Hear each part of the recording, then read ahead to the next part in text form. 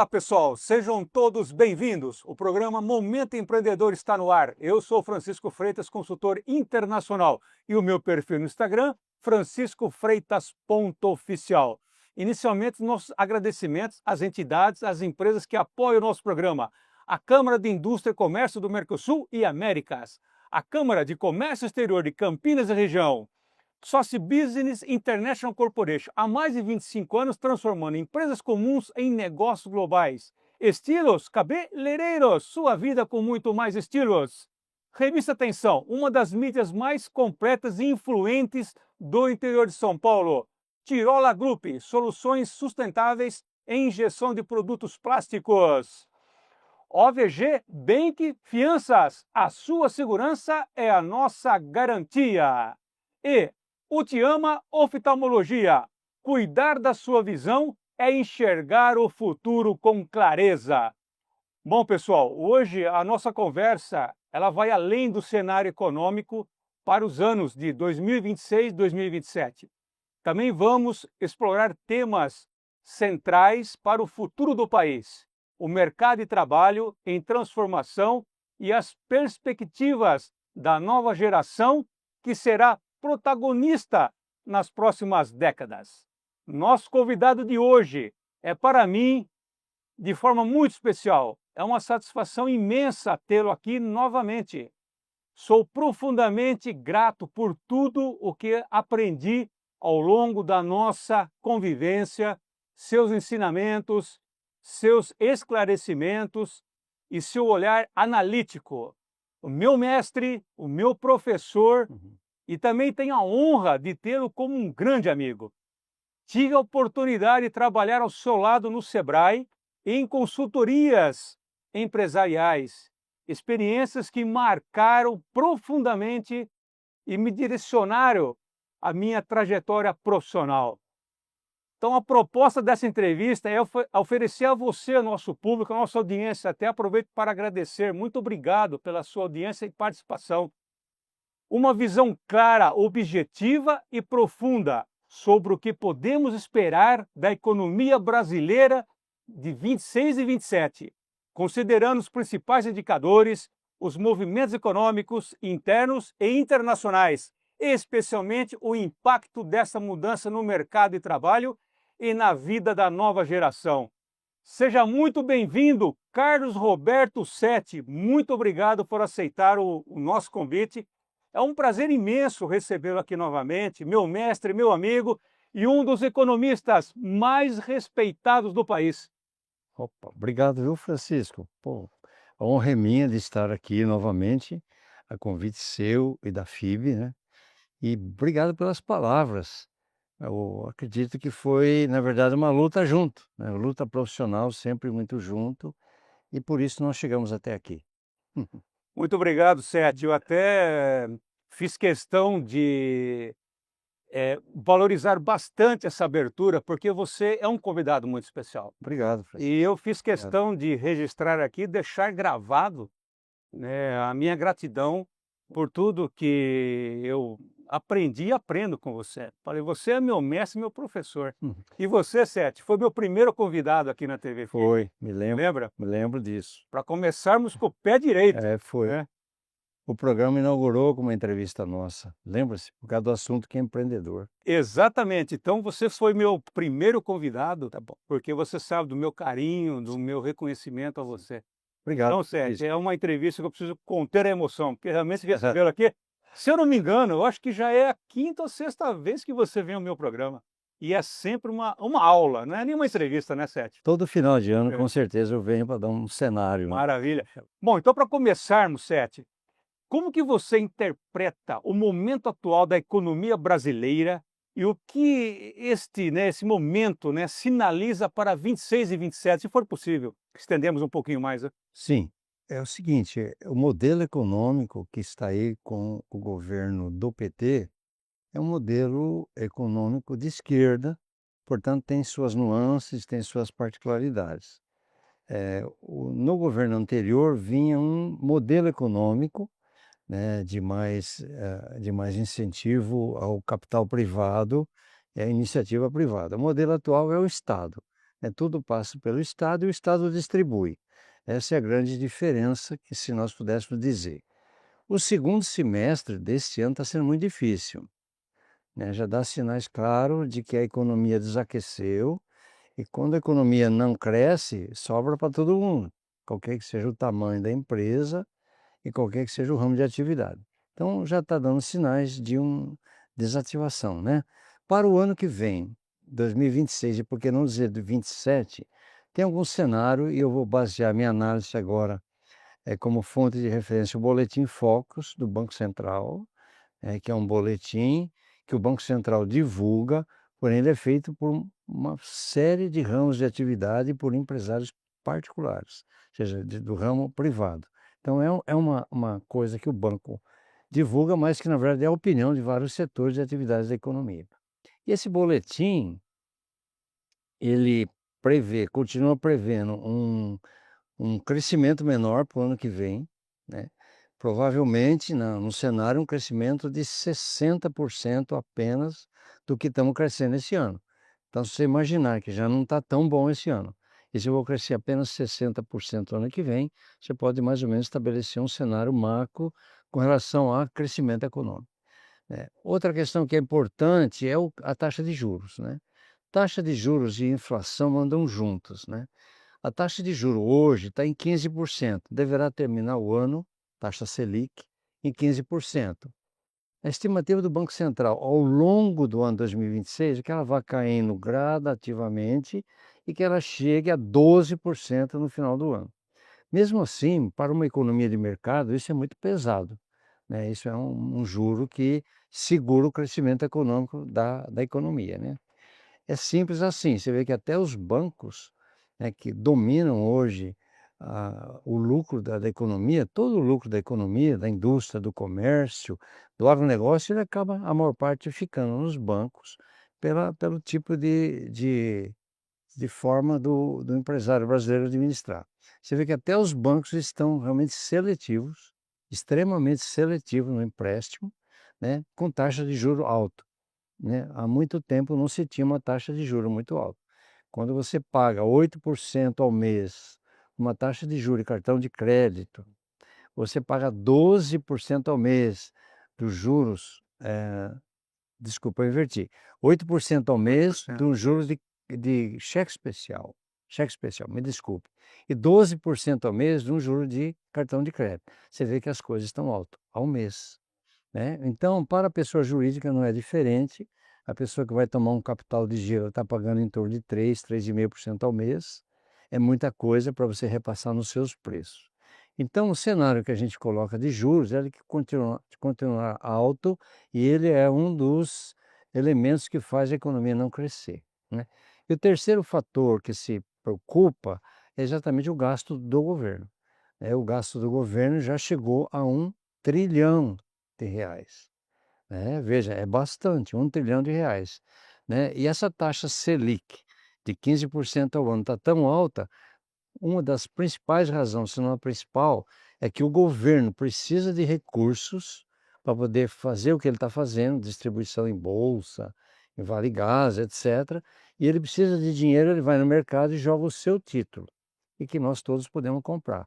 So mas isso, ele tem que ter uma taxa de juros atrativa, senão ninguém compra os títulos do governo brasileiro, por conta do risco. Isso faz com que a taxa de juros fique alta. Então isso atrelado a isso tem a inflação, né. A inflação precisa estar sob controle, porque se a inflação não estiver sob controle, né, como o pessoal chama em economia, se não estiver dentro da meta, a taxa de juros não vai baixar. Então são coisas que são muito atreladas. Isso tudo faz com que a perspectiva para 2026 seja preocupante, né, preocupante por causa do crescimento baixo e da taxa de juro alta. E 2027 que nós falamos, para quem assumir o governo, porque o ano que vem será um ano de eleição, ou para esse grupo que está no poder continuar ou ganhar uma oposição, vai enfrentar um problema sério 2027 por conta da dívida do governo, da dívida pública. Então, um cenário muito rápido, que a gente chama de cenário sistêmico. É. Sete, me lembro muito bem na época de universidade, né, eu como aluno, É, e você é o nosso professor, então nós falamos muito sobre o planejamento estratégico, né. E aí, Sete, agora ouvindo você atentamente, É. como que nós trabalhamos? Eu estou me colocando na posição do empresário, É. e é importante nós destacarmos, nós estamos gravando esse programa no mês de novembro de 2025. Só como uma referência, né? Sim. Então imagine um empresário É. fazendo o planejamento do próximo ano. Então, 7. E aí? É trimestral, primeiro semestre, é possível, porque, ouvindo você atentamente, eh, esses fatores mais determinantes, né, por exemplo, quais seriam então os 3 fatores determinantes, né, é até para moldar até meu planejamento estratégico? Eu não sei, Sete, é uma pergunta pertinente, totalmente não é? pertinente, né. E nessa época do ano, novembro, é a época que o pessoal começa a fazer ou terminar já, dependendo do Não é? tamanho da empresa, o seu planejamento É. estratégico. É importante porque uma das variáveis que a gente analisa em estratégia é oportunidades e ameaças. Então, quando a gente faz um cenário sistêmico de taxa de juro alta, quem é devedor, imagina como fica o cenário para ele, é uma grande ameaça.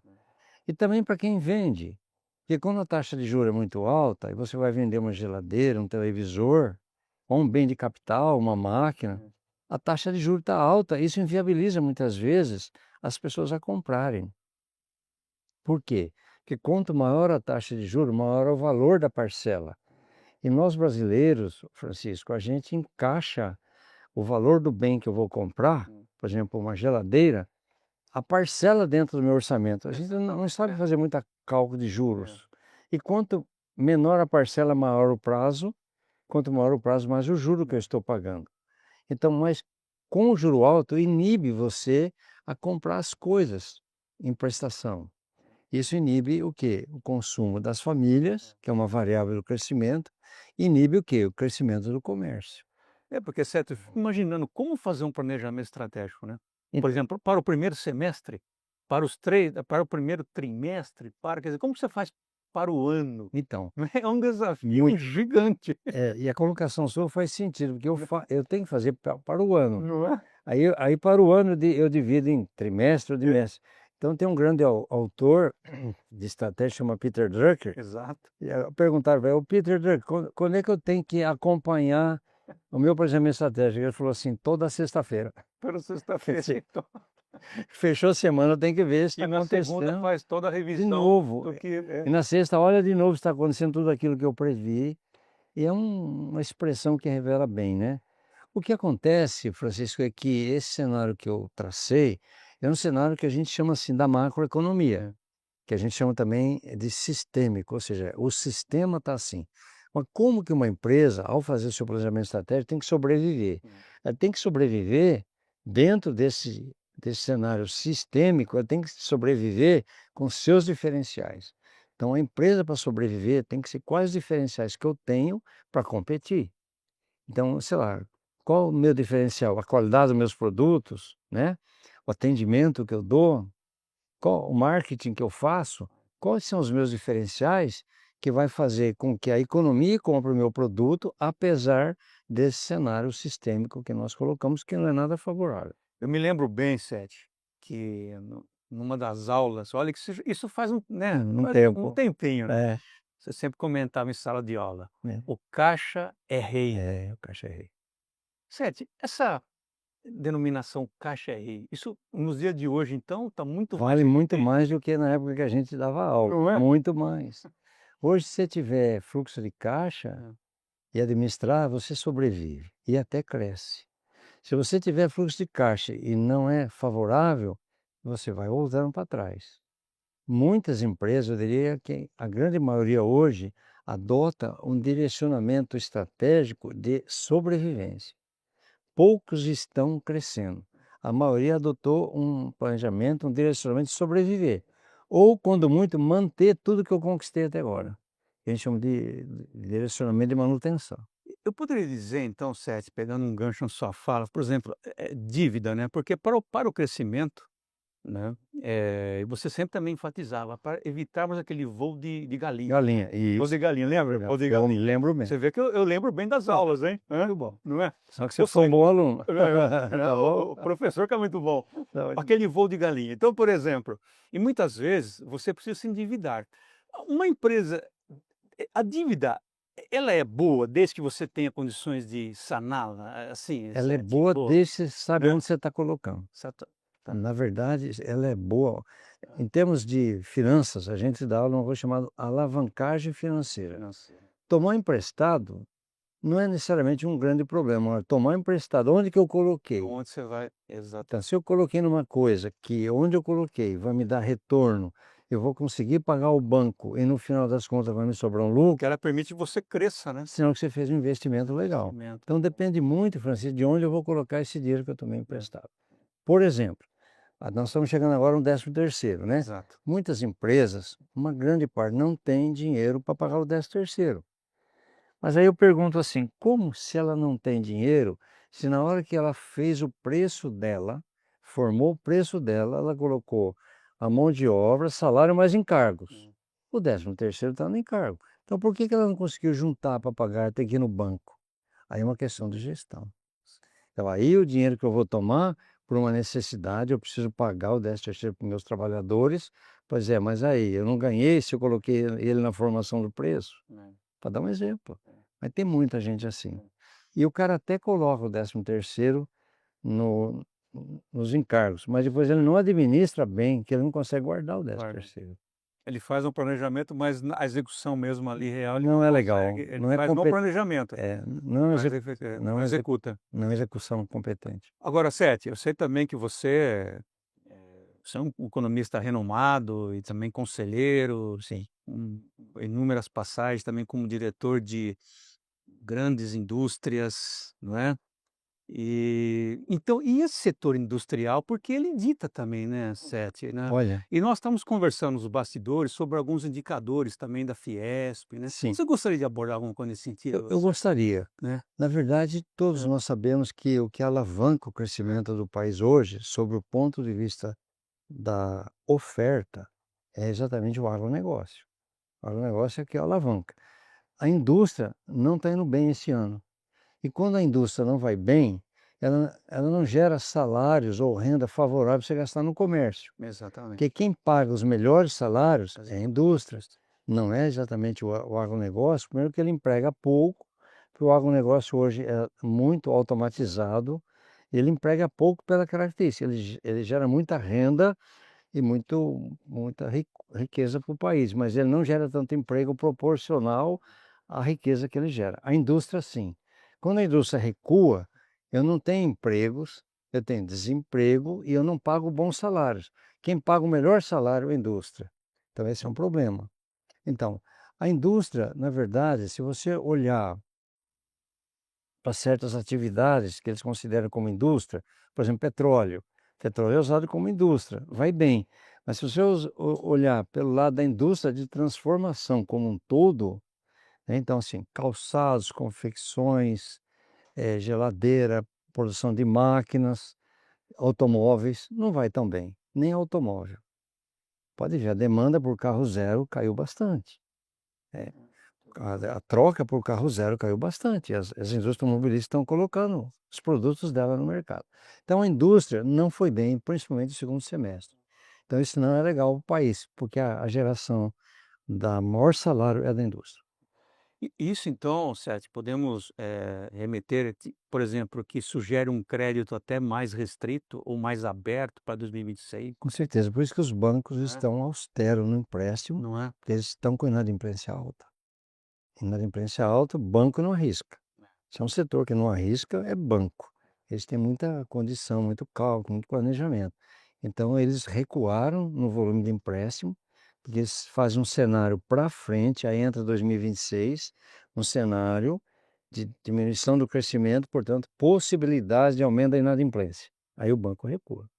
O que você falou, porque aí a cadeia produ né, certo, que a indústria, quer dizer, ela tem uma retração, deixa, claro, de injetar no mercado, no comércio, Sim, vamos dizer assim, né, um capital, com isso há uma retração, quer dizer, aí é todo o sistema que é todo um jogo, né? um jogo. Jogo de xadrez.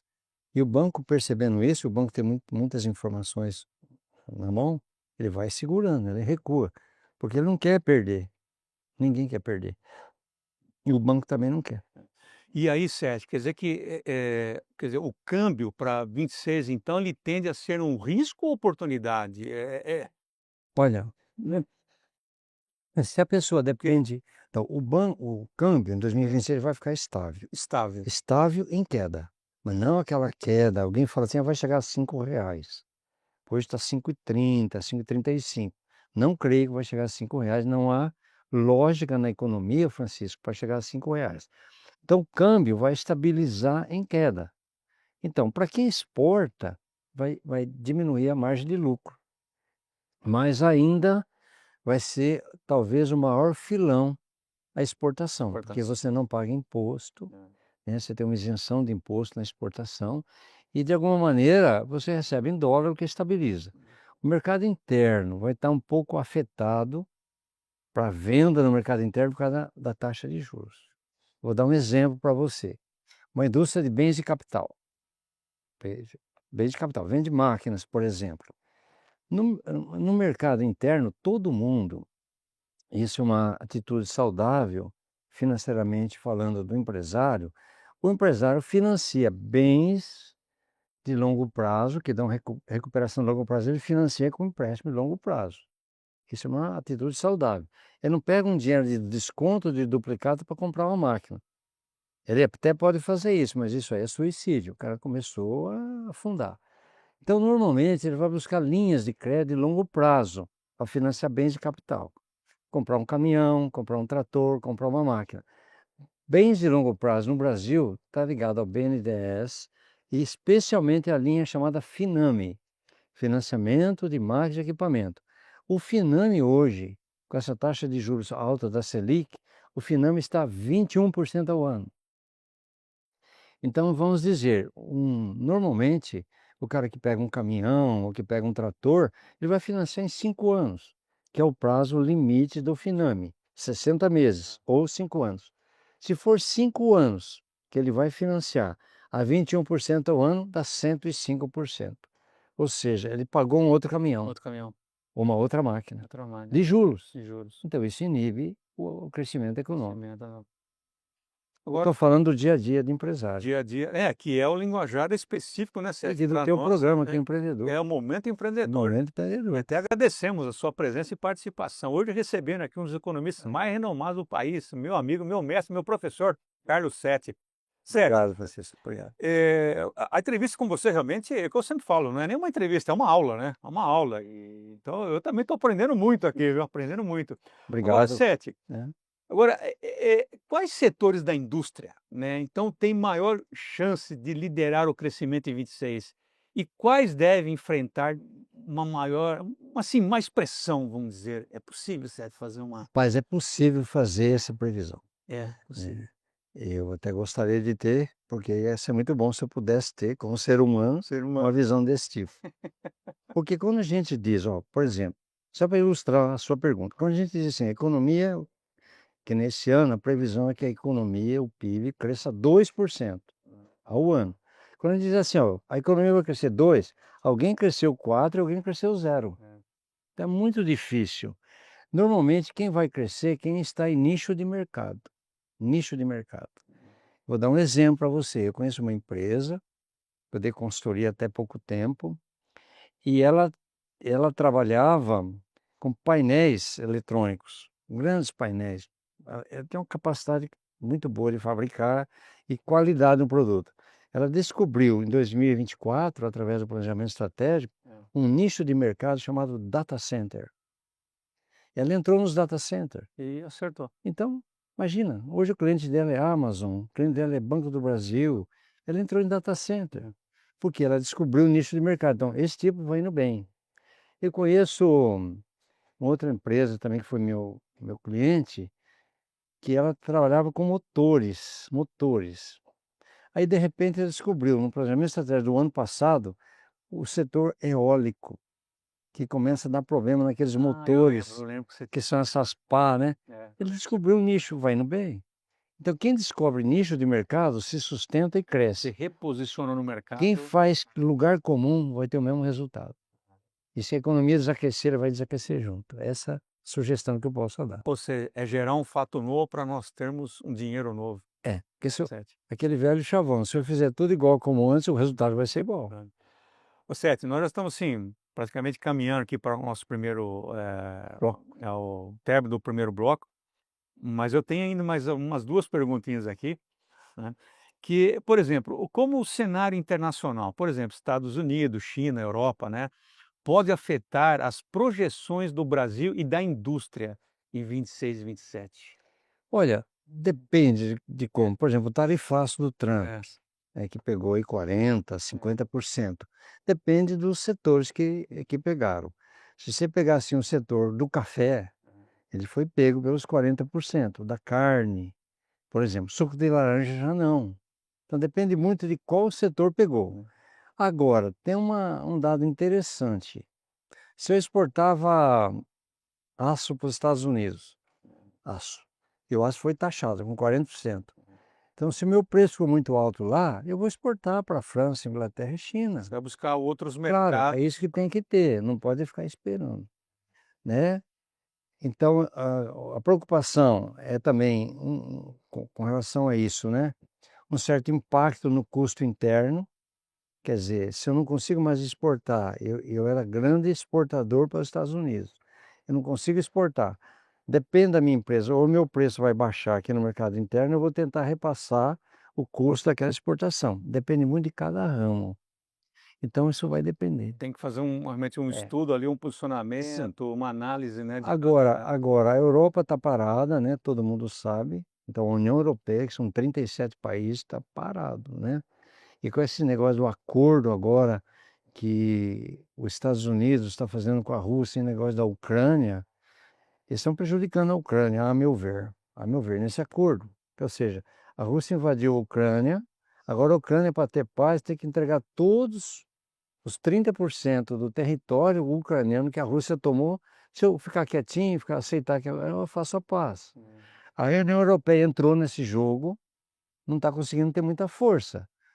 Por quê? Porque com a história da Rússia ter ficado extremamente bélica, a União Europeia tinha abandonado essa história de investir orçamento em cima do bélico. Tinha em tecnologia, você pegava uma Alemanha, uma França, uma Inglaterra, uma Itália, estava em cima disso. Eles começaram para 2026, o orçamento dele aumentou, o orçamento do governo em cima de bélico, material bélico, para enfrentar a Rússia. Então veja como um desastre como uma guerra provoca um problema sério econômico no mundo.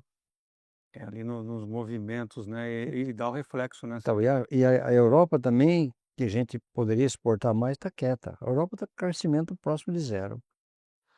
Ô Sete, e então, e aí caminhando então para o término do nosso bloco, do primeiro bloco, né, eu não posso deixar de fazer essa pergunta, né, para nossa audiência, eu estou me colocando na posição deles aqui, né. Por exemplo, quem é um empresário da indústria, do comércio, prestador de serviço, eu quero até que você passe o seu site também no primeiro bloco e depois nós vamos repetir no segundo bloco, porque o seu site não, desculpa, o seu e-mail, Meio, tá ele bom. é ele é bastante É, interessante, né, Sete, é, o seu e-mail. é. Então se você fosse orientar os empresários de hoje que estão ali nos assistindo, Sete, no mês de novembro de 2025, já pensando para 26, 27, planejamento estratégico, né. O Isso. que que eu vou fazer? Como que eu vou fazer, né?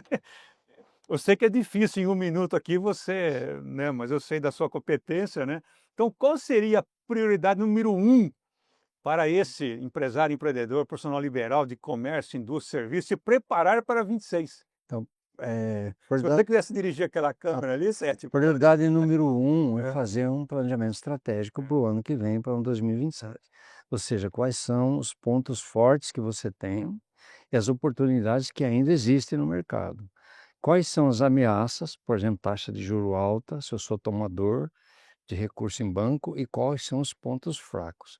A hora que você cruzar o ponto forte que você tem com a oportunidade, você vai criar uma grande diferencial no mercado e se proteger da ameaça em relação aos seus pontos fracos. Esse é um ponto fundamental. Outro ponto, fluxo de caixa. Não dê um passo além do seu fluxo de caixa. Você faça muita reflexão para poder dar passos além do que o seu fluxo de caixa aguenta. E terceiro e último, o binômio sagrado em qualquer época do mundo: produtividade e redução de custo. Com isso aí eu acho que você tem uma grande ferramenta na mão para trabalhar. E o comércio internacional também, né, Sérgio? Assim, Também é uma oportunidade, né? Eu, particularmente, fico muito feliz com essa sua observação. olha, uma boa empresa, vou É, falar empresa industrial, que o comércio é diferente. é, O comércio geralmente não exporta, como regra. é. Uma empresa industrial, ela tem que compor o faturamento dela, mais ou menos, 70% de mercado interno e 30% de mercado externo.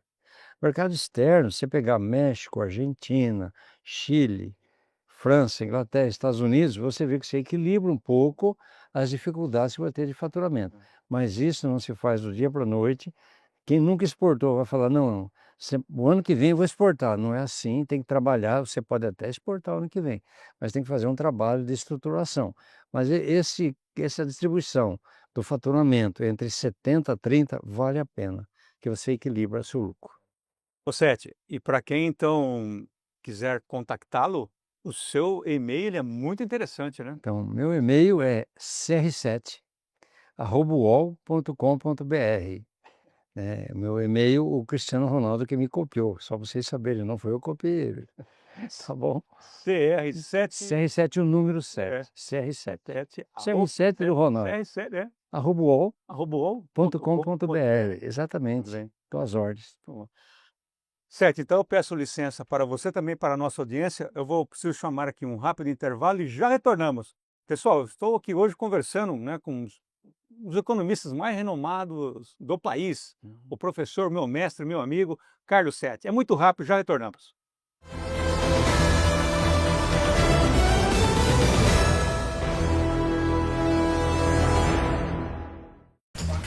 Todo dia tem algo novo aqui na FIB. Aprendemos na prática, com inovação e tecnologia. Em cada desafio, a certeza de estar no melhor time do Brasil. Aulas com professores e pesquisadores experientes. Aqui a gente cresce e já começa a construir a carreira. Na FIB, o encontro vira propósito e o foco é fazer a diferença. Inscreva-se para o vestibular. Quem faz, faz FIB.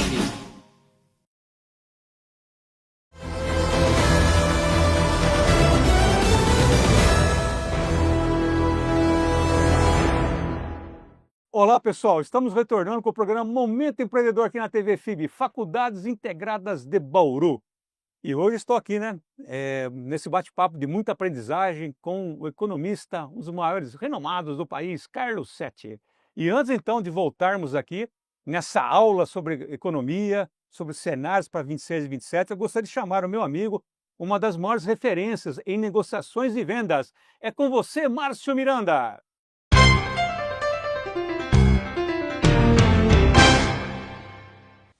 O celular é a maneira mais utilizada para se negociar hoje em dia e também uma das mais desfavoráveis. Você não pode apresentar uma foto, um documento. A conversa tem a tendência de ser breve e com algumas interrupções. O pior de tudo é que nem sempre você está preparada para negociar. Você recebe uma ligação do outro lado e não encontra a sua calculadora para checar os números, você está no meio do trânsito. Se possível, adie a negociação, dizendo que você liga logo em seguida de volta.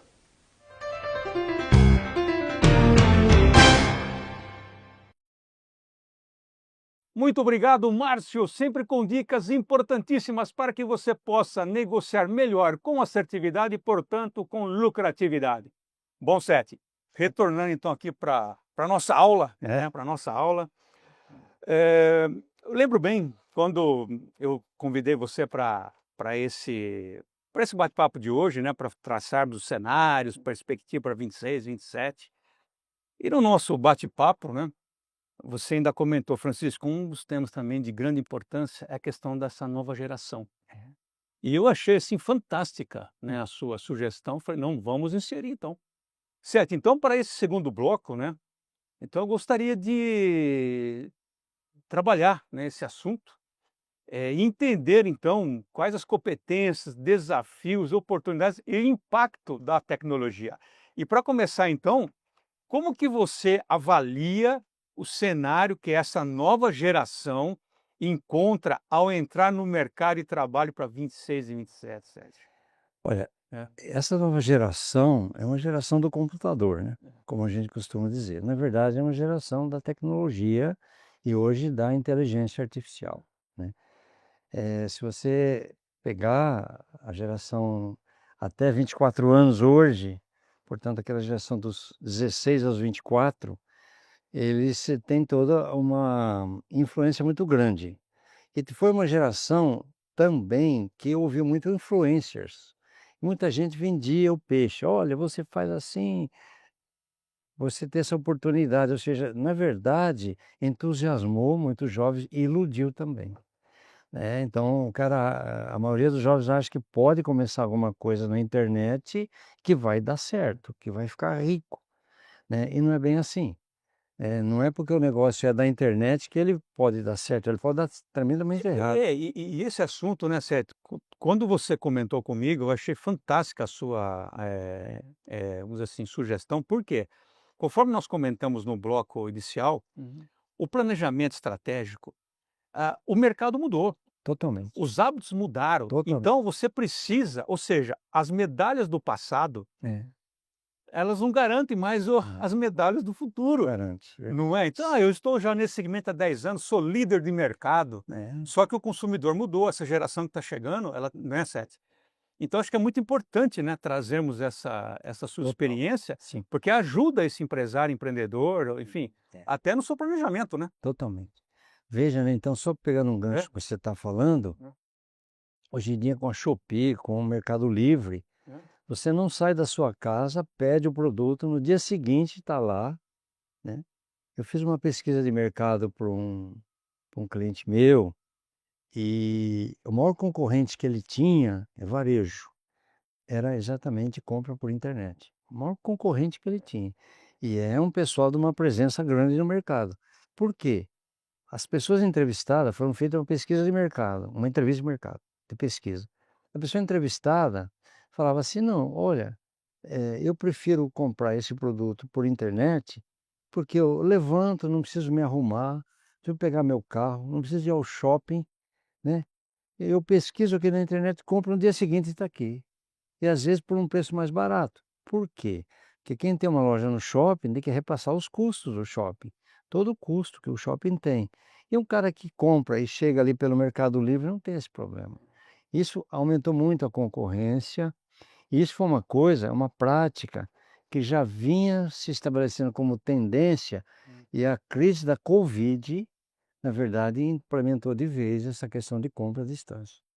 Tanto é que quem nunca tinha manuseado o computador, nunca tinha feito uma compra por internet, aprendeu, porque não podia sair de casa, lembra-se? Na crise da Covid. Então isso mudou o comportamento, que é o que você acabou de citar, os hábitos do consumidor, e mudou também a venda. A venda. Mudou os hábitos. Se você quiser comprar uma geladeira hoje, você senta no seu computador e vai pesquisando, e vai pegando, de repente você pega uma promoção, compra e pronto. Sete, eu lhe conheço já há muitos anos, né? E já tivemos juntos em diversos projetos, Sim. todos, né? Então, eu sei que você é um especialista, né, em lidar com situações assim críticas. Por exemplo, sucessão em empresas, o empresariado que de repente está naquela posição, uma certa arrogância, né? Tipo, já estou aqui há 20 anos, sou líder de mercado, né? E eu sei que você é chamado, por exemplo, até com essa habilidade que você tem. E fica até a sugestão, pessoal. Se você está aí com veja bem, isso aqui não estou fazendo propaganda, não é isso, mas é a pura realidade, né, Sérgio? Sim, bastante. Então, e aí tem um conflito, né, Sérgio? Tem. Da geração, Tem. até familiar, sucessão. Muito, é. O dono da empresa, muitas vezes, ele acha que não precisa mudar, porque ele sempre foi líder de mercado. E aí, Sete, você com toda a sua bagagem, Um dos maiores desafios Não é? que eu vejo, um dos maiores desafios Não é? que eu vejo para a economia brasileira e para a empresa brasileira são empresas familiares que começam a ter segunda e terceira geração. É um desafio. Essa questão da sucessão tem que ser muito bem trabalhada no Brasil, mas não é. É uma coisa que o nego acha que vai fazer em cima da perna e não é bem assim. É nessa hora que aparecem os vários interesses e que é uma coisa que tem que ser planejada, essa questão da sucessão. E uma das coisas que você apontou é exatamente assim, o que eu vejo muito é que a primeira geração que construiu o negócio tem o estilo deles, às vezes um grande comerciante, né, fez tudo. Aí o filho estudou ou não estudou, mas vem com outra cabeça, porque é uma outra geração. Esse é o primeiro conflito. Esse ainda eu acho que se supera fácil, que é o pai com o filho ou com a filha. Agora o terceiro, Agora, a terceira geração é o grande que não tem esse não tem esse elo elo. e nem esse respeito. É. E nesse respeito que tem da primeira para a segunda, que sustenta. Às vezes, muitas vezes eu vejo o filho que estudou, chega para o pai e fala: pai, olha, nós precisamos fazer um cálculo de custo assim, assado. O pai que fez o cálculo, às vezes, muitas vezes em cima da perna e ganhou dinheiro com isso, às vezes ele abre para o filho explicar, às vezes não. Mas geralmente isso atravessa, da primeira para a segunda, o problema é a terceira. A terceira. Por várias razões. Primeiro, os filhos, que são segunda geração, querem colocar os seus filhos, que é a terceira geração, na empresa sem nenhuma experiência. Sem nenhuma. O cara coloca lá e o cara. E não dá certo isso, porque a pessoa precisa ter capacidade de gestão. Gestão. E aí, Sete, é um ponto muito importante, né? Porque gestão, você tem que ter convivência. É, E aí é uma geração, veja bem, isso aqui não é crítica não, é uma constatação. isso.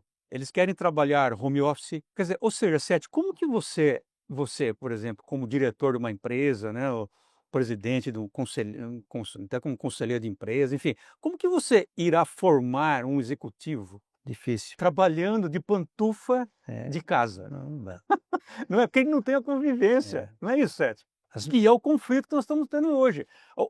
Essa geração já chega, ela já quer saber, olha, é híbrido.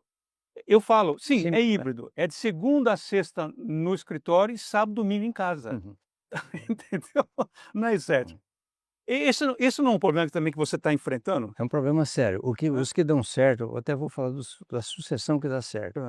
É aquela que coloca o filho ou o filho do filho, portanto o neto, que na verdade aprenda dentro da empresa primeiro para depois ser comandante.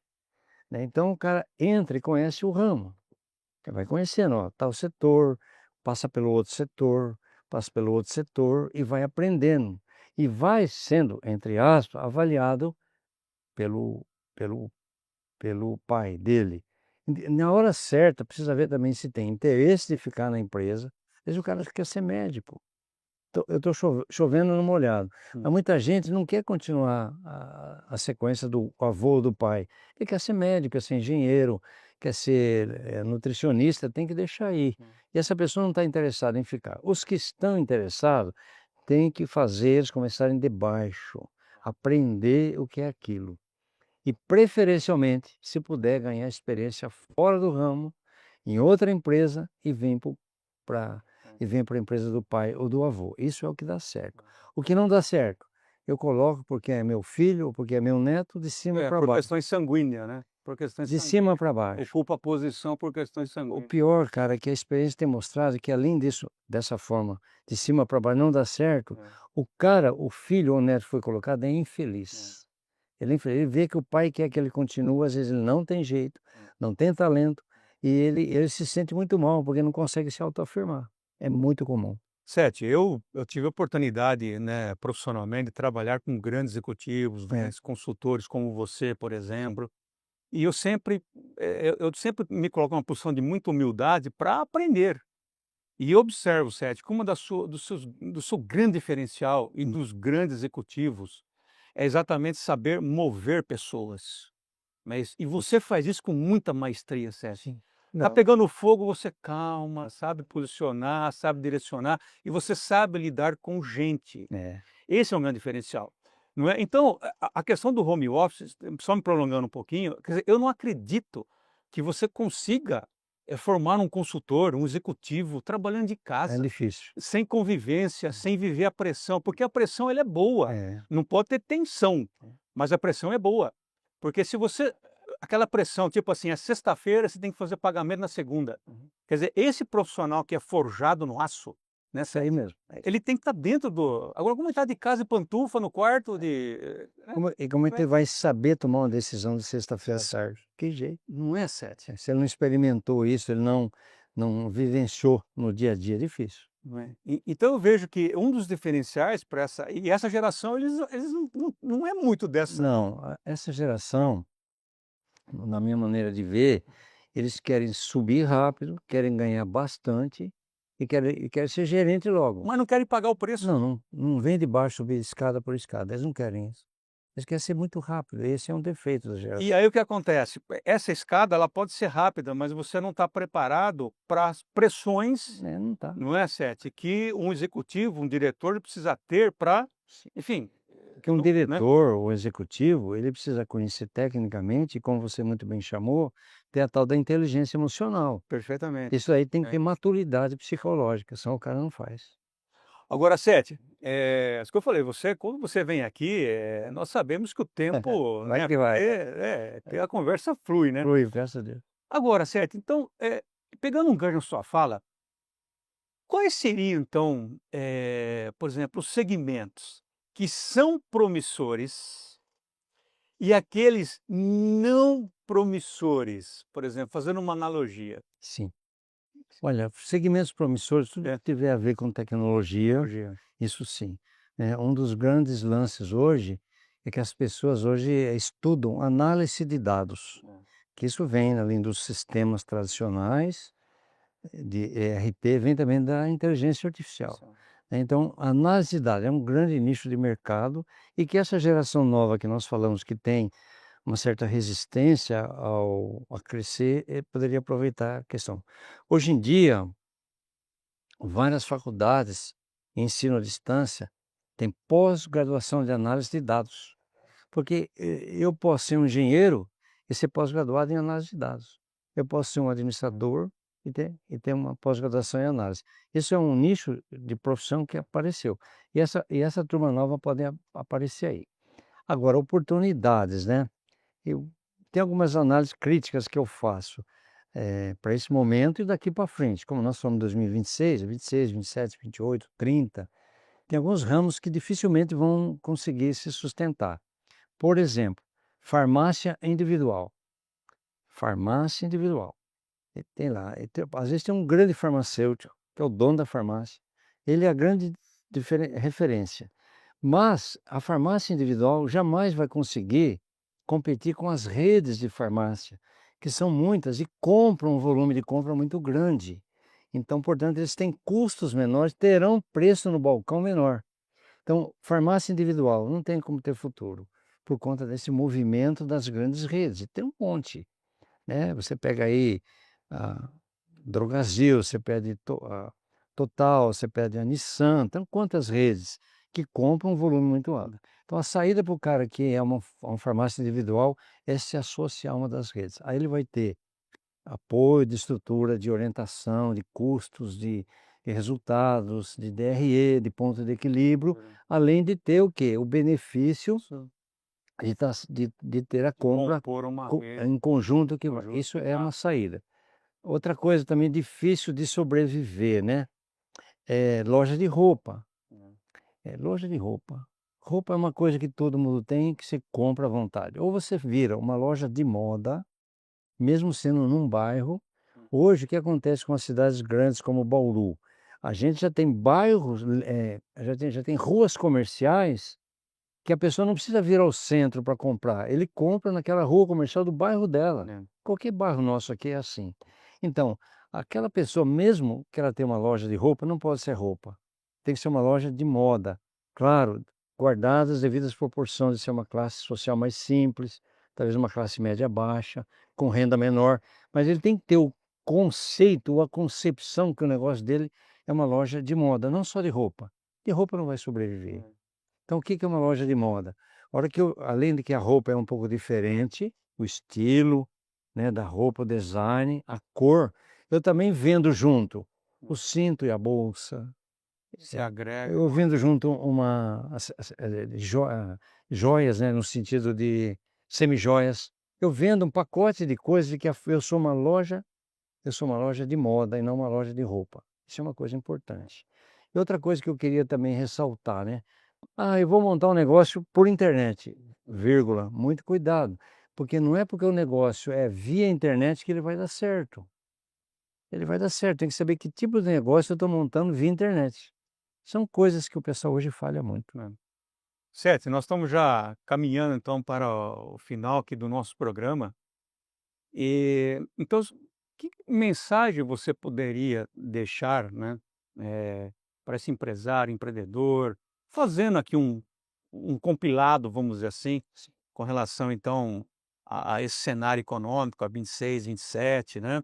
E também para essa nova geração. Você sabe, Sete, que uma das coisas que eu admiro nessa nova geração é que eles são assim destemidos, né? Então, por exemplo, eu estou ali, não está legal, eu vou mudar, né? A nossa geração, essa também é diferente, né? Para nós mudarmos, por exemplo, pensávamos, né? Eles não, não é? Não estou bem aqui, mudo, vou tentar um outro, né? Quer dizer, eles não têm essa, não é? Só que ao mesmo tempo também isso para as empresas, não é? E cria Na uma verdade, certa... eles não fazem um Então essa transição know-how. é isso. Eles não fazem um know-how deles.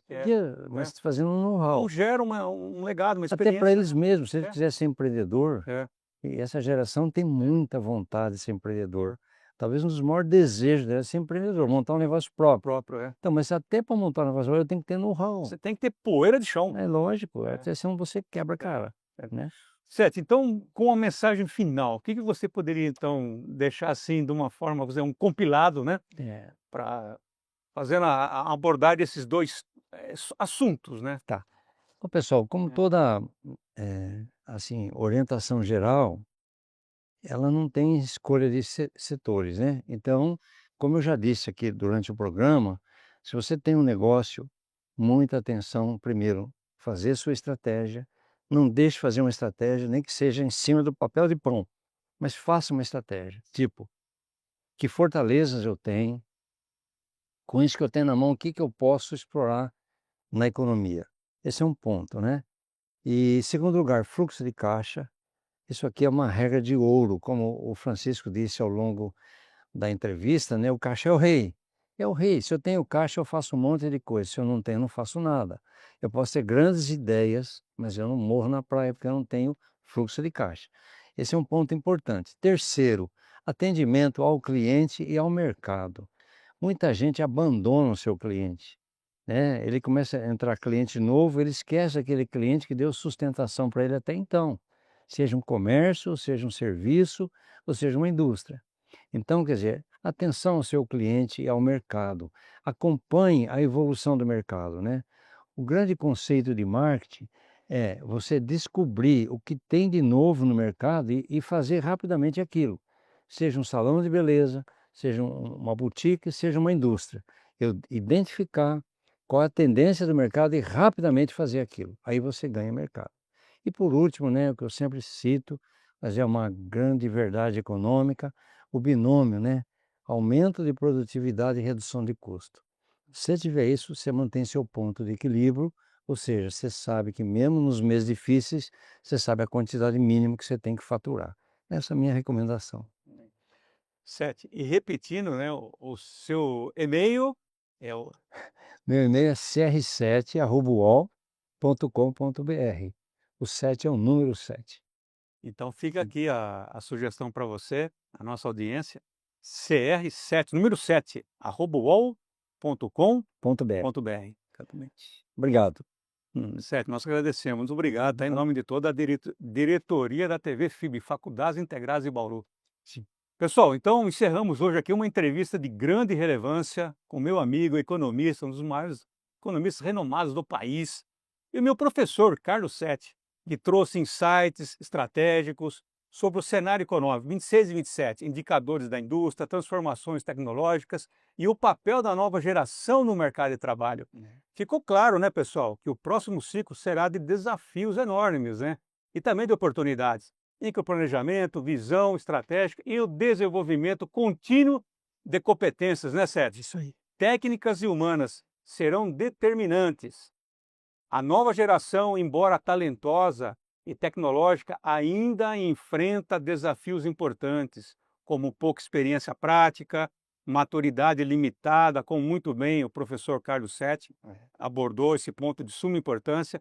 É a necessidade também de fortalecer competências socioemocionais, né, Sete? Que é muito importante essa experiência por de chão, né? Sim. Estratégicas. Então, para se tornar que você possa, né, realmente desenvolver a sua carreira, os seus negócios com assertividade. Então, agradecemos a todos que acompanharam. Preparação estratégica e adaptação contínua. são os caminhos para atravessar esse período com competência e sucesso, Sete? São, com certeza. Esse daí funciona de verdade, tá bom? Pode ter certeza que é uma receita ok. Ok.